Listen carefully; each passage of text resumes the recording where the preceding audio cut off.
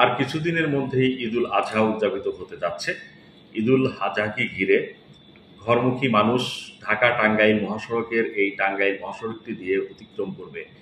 এই মহাসড়কের ঘরমুখী মানুষের নিরাপত্তা ও ট্রাফিক ব্যবস্থাপনার সাথে টাঙ্গাইল জেলা পুলিশের ৬ শতাধিক সদস্য তারা কিন্তু এই দায়িত্বটি পালন করবে এবং তাদেরকে এই ঘরমুখী মানুষের নিরাপত্তা এবং ট্রাফিক ব্যবস্থাপনা যাতে সচল থাকে তাদেরকে কিন্তু প্রয়োজনীয় ব্রিফিং দেওয়া হয়েছে। এছাড়া এই মহাসড়কে যাতে কোনো ধরনের দুর্ঘটনা না ঘটে সেজন্য প্রতিরোধমূলক ব্যবস্থা গ্রহণ করা হয়েছে।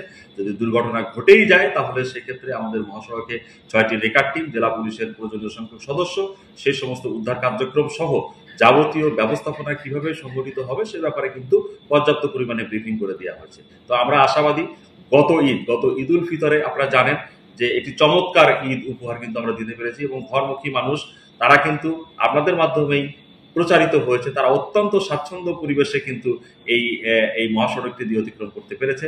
আমরা এবারও আশা করছি ঈদ উল ফিতরের ন্যায় ঈদ উল আজহাতেও ঘরমুখী মানুষ, উত্তরবঙ্গমুখী মানুষ, এই জেলার জনপদগুলোর মানুষ যাতে স্বস্তিতে ফিরতে পারে এই জন্য টাঙ্গাইল জেলা পুলিশের এই ৬ শতাধিক সদস্য টিম কাজ করছে ২৪ ঘন্টা ধরে। পরবর্তী নির্দেশ না দেওয়া পর্যন্ত তারা কিন্তু এই কার্যক্রমগুলো অব্যাহত রাখবে। আপনারা জানেন যে সাম্প্রতিককালে বেশ কয়েকটি ঘটনা ঘটেছে। ফেব্রুয়ারি মাসে একটি বাস ডাকাতির ঘটনা ঘটেছে। সেখানে কিন্তু টাঙ্গাইল জেলা পুলিশ এবং টাঙ্গাইল জেলা পুলিশের গোয়েন্দা শাখার টিম সেই ঘটনা কিন্তু রহস্য উন্মোচন করেছে। সেখানে ৭ জন আসামি এবং ওই ঘটনায় লুণ্ঠনকৃত যে সমস্ত মোবাইল, মালামাল, অর্থ সকল কিছু কিন্তু উদ্ধার হয়েছে। এছাড়া আপনারা জানেন যে গত মে মাসে আরও একটি বাস ডাকাতির ঘটনা ঘটেছে এবং সেখানেও কিন্তু এই আন্তঃজেলা বাস ডাকাতের মূল মাস্টার মাইন্ড সহ ৩ জন কিন্তু গ্রেপ্তার হয়েছে এবং লুণ্ঠিত প্রায় ১৯টি মোবাইল এই ঘটনায় কিন্তু উদ্ধার হয়েছে এবং প্রকৃত আসামিরা কিন্তু ধরা পড়েছে। তো এবং আপনারা জানেন যে এই গত মাসে আরও একটি ঘটনা, একজন প্রবাসী নারী এই যানবাহনটি দিয়ে তার যানবাহন যোগে যাওয়ার পথের মধ্যে একটি ডাকাতির ঘটনা ঘটে এবং এটিও কিন্তু বেশ চাঞ্চল্য সৃষ্টি করে।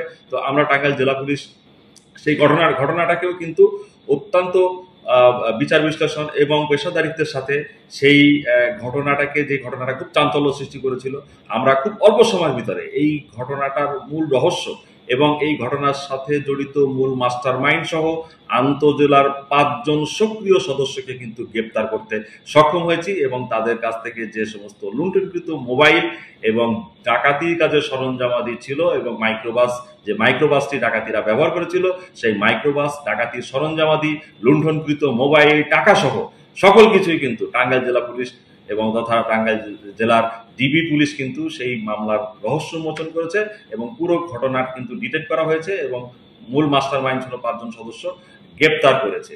আমরা আপনাদেরকে নির্বিঘ্নে জানাতে চাই যে ঘটনাগুলো ঘটেছে টাঙ্গাইল জেলা পুলিশ কিন্তু সর্বোচ্চ পেশাদারিত্ব দিয়ে, তাদের ইন্টেলিজেন্স দিয়ে এবং আমাদের তথ্য প্রযুক্তি সকল কিছু বিষয় দিয়ে কিন্তু আমরা খুব অল্প সময়ের ভিতরে প্রত্যেকটি ঘটনায় কিন্তু আসামি গ্রেপ্তার করেছি, মালামাল লুণ্ঠন করেছি এবং এই বিষয়গুলো আইনানুগভাবে সেইভাবে কোর্টে কিন্তু দাখিল করা হয়েছে। তো আমরা ঘরমুখী মানুষদেরকে আশ্বস্ত করতে চাই যে আপনারা কিন্তু এই মহাসড়কটি দিয়ে, টাঙ্গাইলের এই মহাসড়কটি দিয়ে আশা করছি খুব নির্বিঘ্নে একটি সুন্দর পরিবেশে, একটি নিরাপত্তা বলার মাধ্যমে, সুষ্ঠু ট্রাফিক ব্যবস্থাপনার মাধ্যমে আপনারা এই মহাসড়কটি দিয়ে ঘরমুখী মানুষ আপনাদের ঘরে ফিরতে পারবেন বলে আমরা দৃঢ় অঙ্গীকারাবদ্ধ এবং আমাদের ৬ শতাধিক জেলা পুলিশের সদস্য সেই লক্ষ্যে আমরা কিন্তু ২৪ ঘন্টা কাজ করে যাচ্ছি।